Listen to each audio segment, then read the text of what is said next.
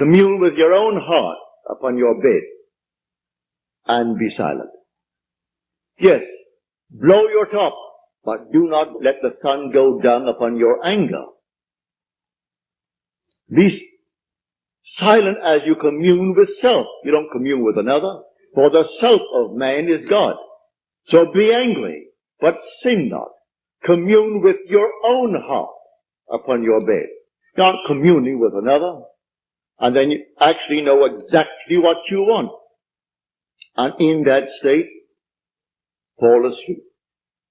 And in a way that no one knows, and you, in your surface mind, you do not know, it will all come to pass. Everything in the world is created this way, but man does not know it. Who knows tonight who is treading the winepress that is going to cause a change of mind in tomorrow's world? But when they do it, they are intense in the doing it. If you are lukewarm, you're told in Scripture, I'll spew you out. Would that you're either hot or cold.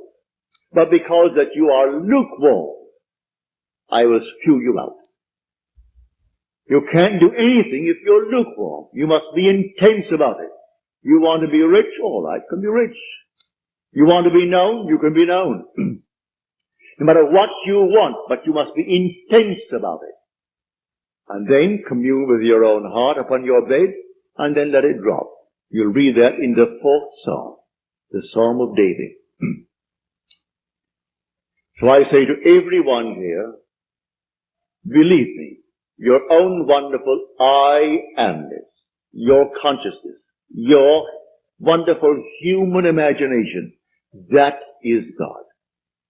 And all that you behold, though it appears without, it is within, in your imagination, of which this world of mortality is but a shadow. So you can change the shadow if you change the object, for you are the light. He said, I am the light of the world. Change the object that you're holding within yourself and identifying yourself with it.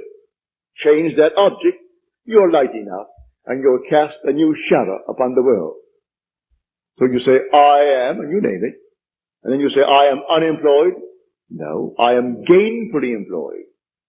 Making more than I've ever made before.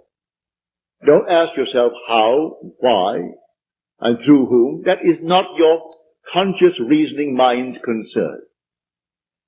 If you take the intellectual background, the educational background of those who are making top money in the theatrical world, I doubt that they could pass any college examination. I don't think they could pass any entrance examination to college. Yet they're making $1 million, $2 million a year.